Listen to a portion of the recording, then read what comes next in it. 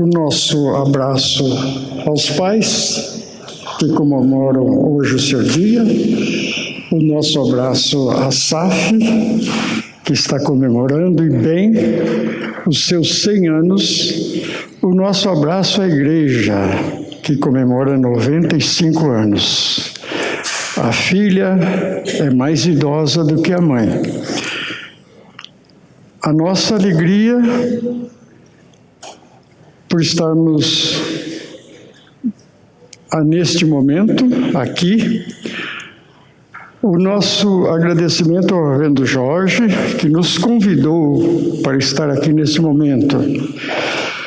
Com a amabilidade dele, com a ética que ele sempre tem, ele está confiando na nossa juventude.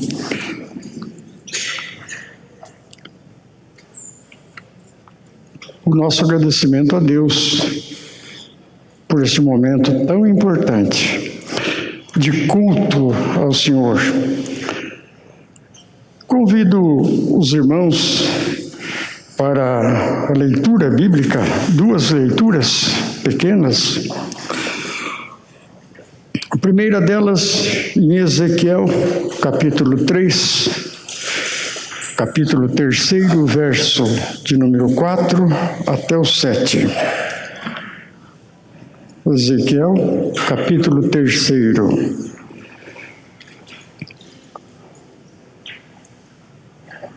Versículo de número 4.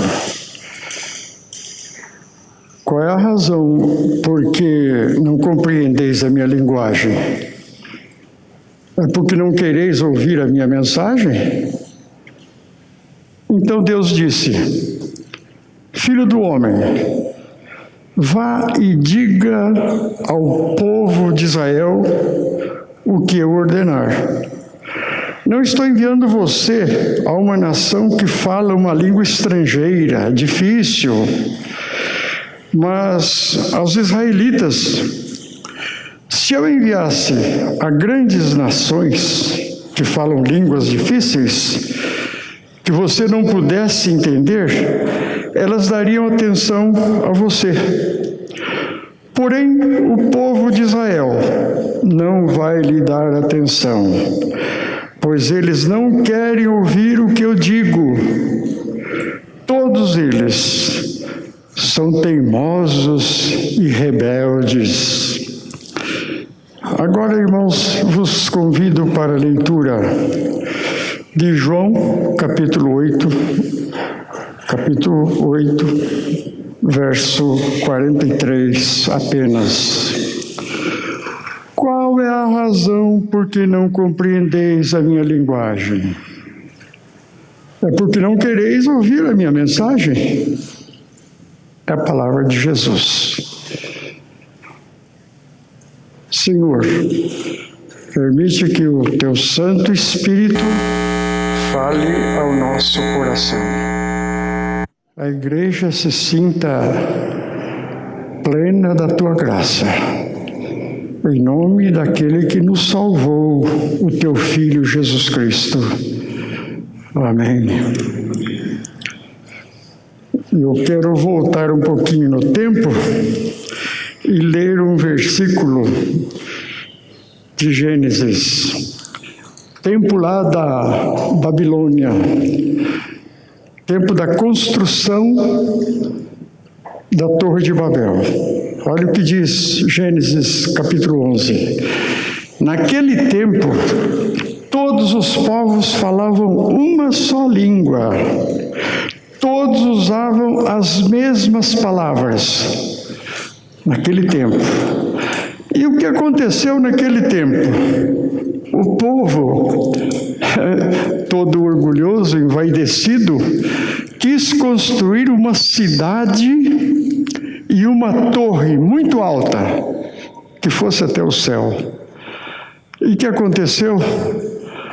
Aconteceu que uns pediam tijolo, outros traziam barro, outros pediam cimento, outros traziam palha. Então, foi aquela confusão muito grande.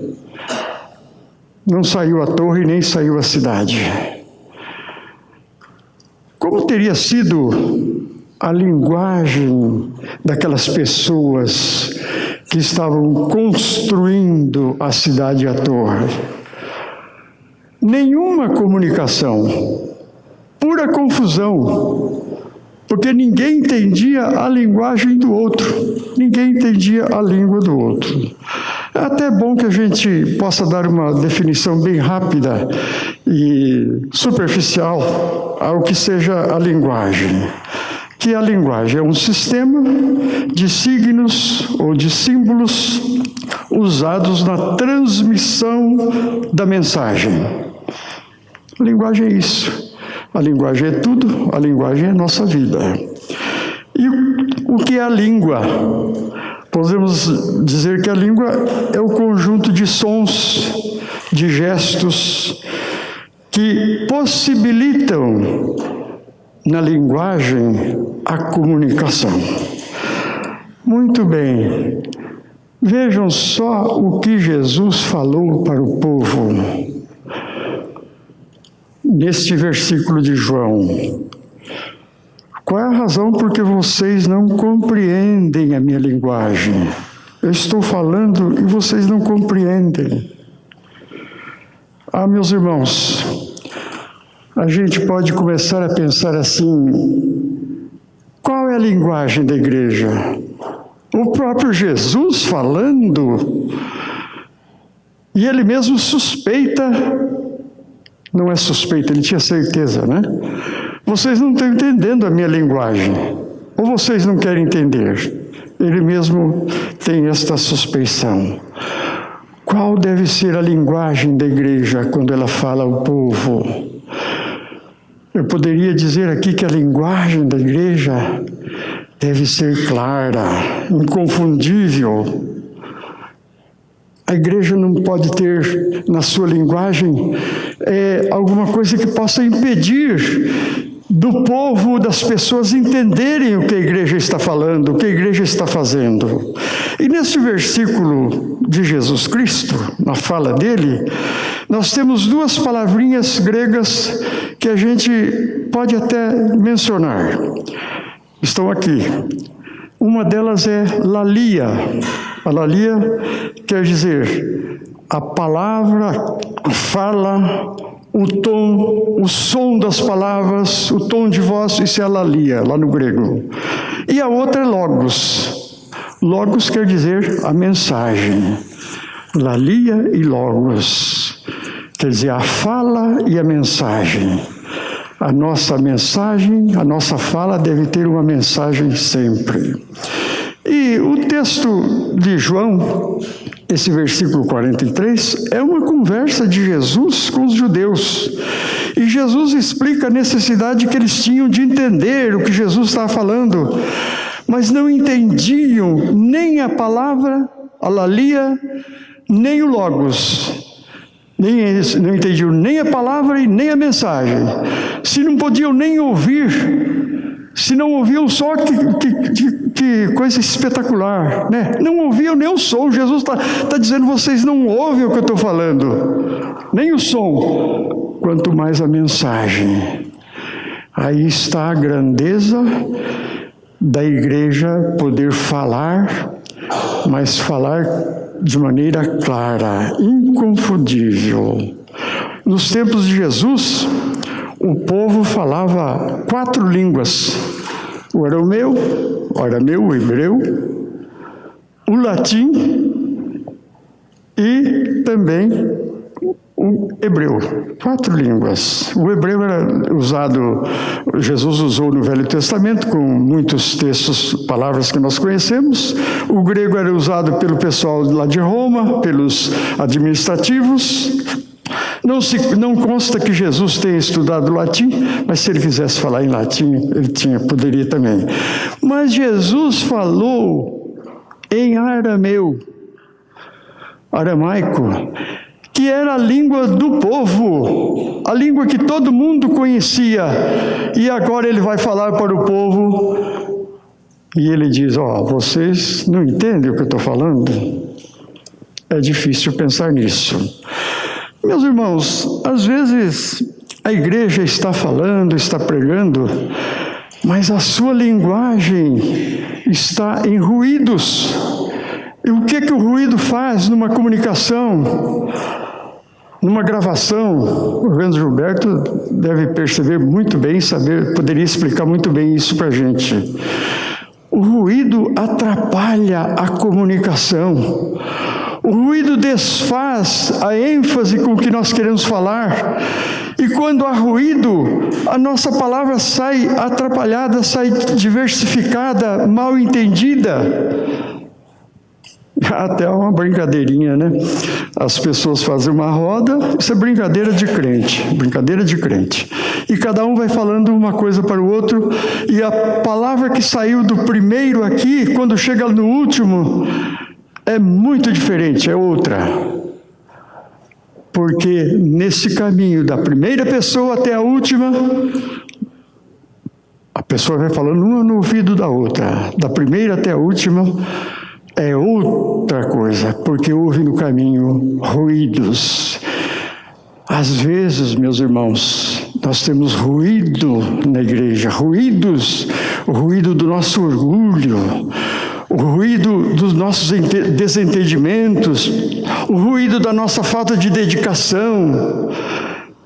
Então a nossa fala, a nossa mensagem, a mensagem de Cristo, sai com ruídos, sai muito imperfeitas. Um zoólogo chamado Carl von Frisch, ele estudou por 30 anos o comportamento das abelhas. E é impressionante a maneira como ele descreve o comportamento das abelhas. Elas saem lá da colmeia para ir ver onde há alimento. As operárias que fazem isso, a rainha não. E depois elas voltam e ficam voando em volta das outras da colmeia e anunciam que o alimento está a 1 quilômetro, a 2 quilômetros. Elas dão a distância quase que exata ou bem aproximada de onde está o alimento. Se elas dão tantas voltas ali ao redor da colmeia, é que a distância é tal.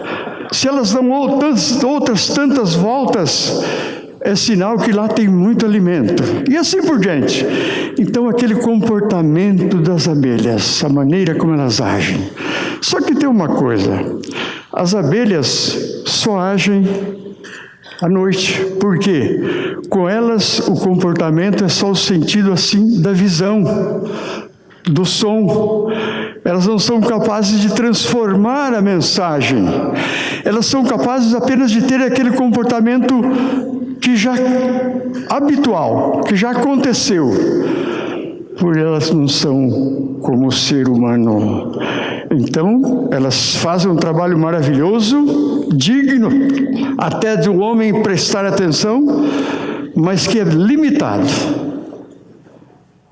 Bonito, mas limitado. Agora, irmãos, o ser humano é muito diferente. Ele é capaz de interpretar símbolos. Ele é capaz de mudar o comportamento. O ser humano é capaz de construir uma mensagem a partir de outra mensagem. O ser humano tem a segunda articulação, isto é, a alegria, isto é, a produção da fala. Ele pode falar, o ser humano pode dialogar, e é esta bênção que Deus dá à igreja, de poder dialogar. E no diálogo é assim, eu e tu, eu e você, quer dizer, eu e alguém com quem eu falo. E até alguém já comentou e disse que o ser humano só é completo quando o eu consegue se comunicar com o tu. O eu sozinho não tem muita validade, isto é, o eu precisa se comunicar com o tu. E Deus nos deu esta bênção do diálogo, de conversar. Portanto, quando a igreja quiser, quando a igreja se dispuser a pregar, ela tem essa condição, o humano tem essa condição do diálogo, de falar claramente, de maneira que outras pessoas possam entender. Mas eu posso imaginar que a igreja, a mensagem da igreja, a linguagem da igreja deve ser fundada, isto é, ter base na esperança. A igreja tem esperanças. E o texto de Ezequiel corresponde ao envio do profeta, aqui, o profeta para a obra missionária. E a palavra do Senhor recomenda a Ezequiel, recomenda ao povo de Israel, o povo que falava a mesma língua do profeta. Não era uma língua estrangeira. Portanto, deveriam entender por completo a mensagem através do profeta. Mas Deus já está avisando a Ezequiel, falando, esse povo não vai te entender. Esse povo não quer saber destas coisas. Irmãos, a igreja tem que ter a sua mensagem, a sua linguagem fundada na esperança. A linguagem de Deus é aquela linguagem que deve passar para o crente, para a igreja, cheia de esperança. E olha que beleza que Paulo fala. Se a nossa esperança em Cristo é somente para esta vida, somos as pessoas mais infelizes deste mundo. Assim, a fé e o amor que vocês têm são baseados no que esperam, naquilo que está guardado para vocês no céu. Ah, meus irmãos, a esperança que a igreja tem não é uma esperança por uns dias, não, por 95 anos, por 100 anos. Essa esperança é aqui e nos céus. A esperança da igreja que leva a mensagem para alguém se converter a Jesus Cristo, essa esperança da pessoa que se converteu, liga terra e céu. Então a esperança é duradoura. A igreja vive, anda e deve andar na esperança, porque nenhuma igreja, nenhum cristão poderá ser instrumento de pregação do Evangelho se não tiver a esperança de Cristo. Imaginemos, por exemplo, um náufrago. O náufrago é aquele que sofreu um acidente, está se afogando, está em uma situação difícil. E ele quer se salvar. Mas o que ele faz? Ele pega os seus próprios cabelos e puxa, porque a salvação para quem está se afogando é assim, né? Puxa pelos cabelos. Eu mesmo já passei por isso, quando era criança, atravessando um riozinho, e na garupa do meu irmão, e o animal que estava ali rolou dentro da água, caiu. Lá fui eu. E o meu irmão me catou pelo cabelo e me tirou. Eu ia entrar numa correnteza, aí eu não estaria aqui hoje. E então, alguém que quer se salvar, puxando os seus próprios cabelos, nunca vai se salvar. Nunca.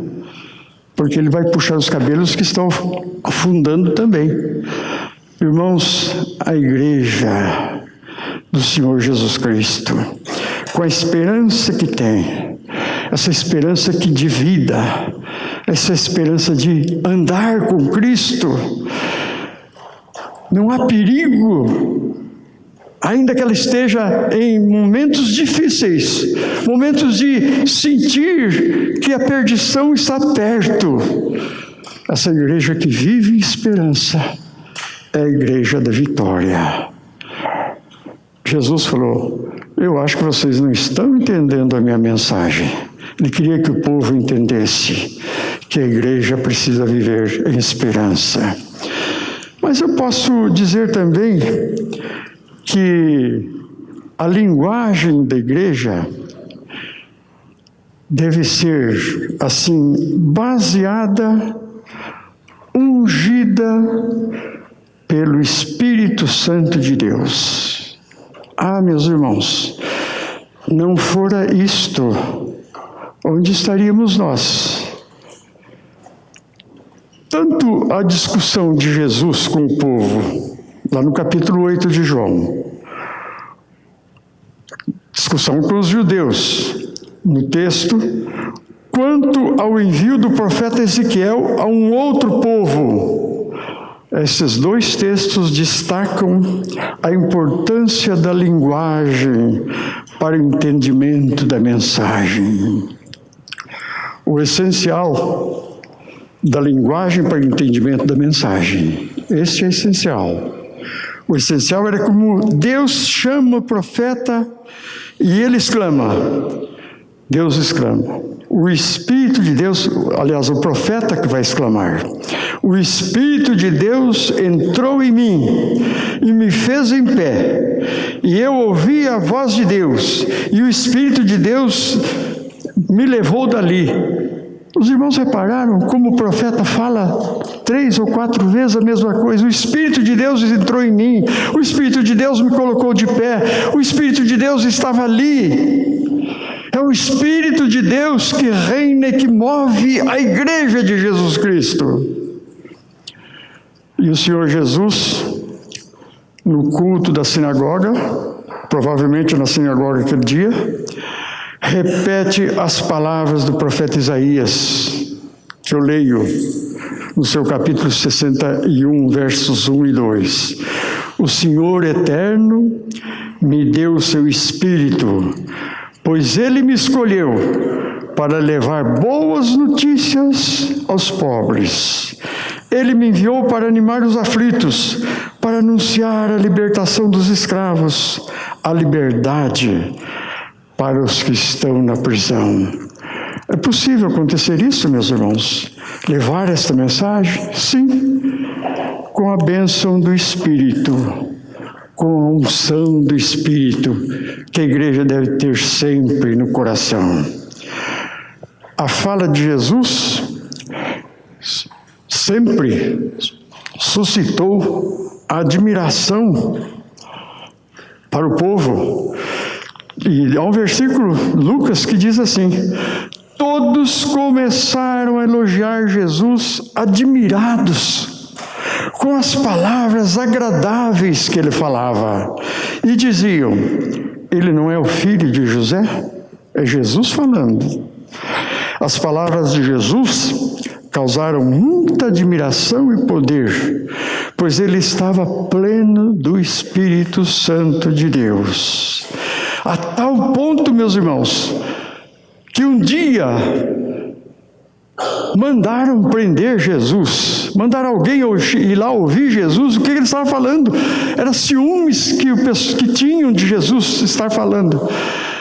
E as pessoas olharam, os soldados, ouviram Jesus falando, voltaram dizendo, nunca homem nenhum falou como este homem, nunca homem nenhum falou como Jesus.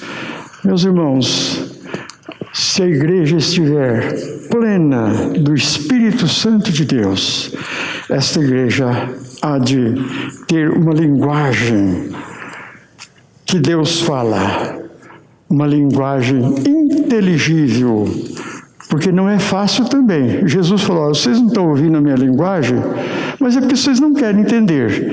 Então a igreja vai encontrar muitas vezes alguém que não quer entender, embora falemos de maneira clara. É o Espírito Santo que nos dá essa unção para falar. Eu tenho aqui em mãos um livro, Os Sertões, de Euclides da Cunha. Ele era um jornalista, membro da Academia Brasileira de Letras, escreveu este livro, Os Sertões. A linguagem é muito rebuscada, mas ele é muito, muito bonito, muito interessante pela análise que ele faz do sertão da Bahia, da guerra. Ele acompanhou a Guerra de Canudos, a Batalha lá de Canudos, e linguagem difícil. Para a gente ler esse livro aqui, quase que é preciso ter um dicionário de um lado. E há uma lenda com respeito a esse livro que é interessante. Ele queria, no primeiro capítulo dele, descrever o estouro da boiada. Alguém aqui já viu o estouro de uma boiada? Põe tsunami nisso. Muito mais do que um tsunami. É exagero, né? Claro. Então, ele nunca tinha visto o estouro de uma boiada. O que ele fez? Ele chamou um amigo seu, um boiadeiro, um homem que trabalhava no campo e que estava acostumado, um tal de Jerônimo Picuí. Chamou Jerônimo. Vamos fazer o seguinte, eu estou aqui com um problema, eu quero escrever. É uma lenda, meus irmãos, não sei, isso pode ser até verdade. Eu quero escrever o estouro da boiada, mas eu nunca vi uma boiada estourando. Você pode escrever para mim? Descreva o estouro. Depois você lê o seu estouro e eu leio o meu estouro. E assim fizeram. O Jerônimo descreveu o que é o estouro de uma boiada, tudo aquilo que ele conhecia, né? E caprichou mesmo. Aí chegou o momento de ler. Um ia ler o seu estouro, o outro ia ler o outro. Euclides, leia o seu. Não, lê o seu primeiro. Aí o Euclides falou, bom, então eu leio. Então o Euclides da Cunha começou a ler o que ele fez sobre o episódio do estouro da boiada. Ele foi lendo, e à medida que ele foi lendo, o Jerônimo foi fazendo assim com o papel dele. Foi amassando. Falou, não fica o seu estouro, o estouro da boiada. Está muito bonito. Bonito que Euclides da Cunha, culto, ele quis transmitir com fidelidade aquele episódio. Ele quis transmitir para que outras pessoas que lessem o livro entendessem, embora com uma linguagem rebuscada, compreendessem o que é o estouro da boiada. Ele quis transmitir fielmente. Meus irmãos, quando nós estamos plenos do Espírito, quando a igreja está plena do Espírito de Deus, ela quer, ela transmite a palavra com fidelidade, ela se aprimora, se aperfeiçoa para transmitir uma linguagem que todos conheçam, que todos entendam o que a igreja quer falar, o que Cristo quer falar ao coração das pessoas. Eu quero agora, para terminar, ler um texto que eu achei interessante com esse respeito. Vejam só. A igreja está buscando novas estratégias, tecnologia, melhores planos. Olha aí o superintendente da escola fazendo planos, métodos modernos, usando tudo que a tecnologia tem. Mas Deus está procurando pessoas melhores, pessoas vocacionadas, pessoas comprometidas. O que a igreja precisa hoje não é de mais ou melhores mecanismos, mas ela precisa de mais mecanismos, melhores mecanismos, mais organização. A igreja já tem organização. Novos métodos, a igreja tem métodos. A igreja está precisando de pessoas que o Espírito Santo possa usar pessoas poderosas em oração. Irmãos, a igreja está completando 95 anos. Se não fosse a graça do Senhor, o Espírito de Deus, nós não estaríamos com a alegria que temos hoje. Igreja, vamos buscar a Deus, buscar os ensinos de Cristo, falar de maneira clara, inconfundível, de maneira que o Espírito esteja conosco. Assim, Deus nos abençoe. Amém.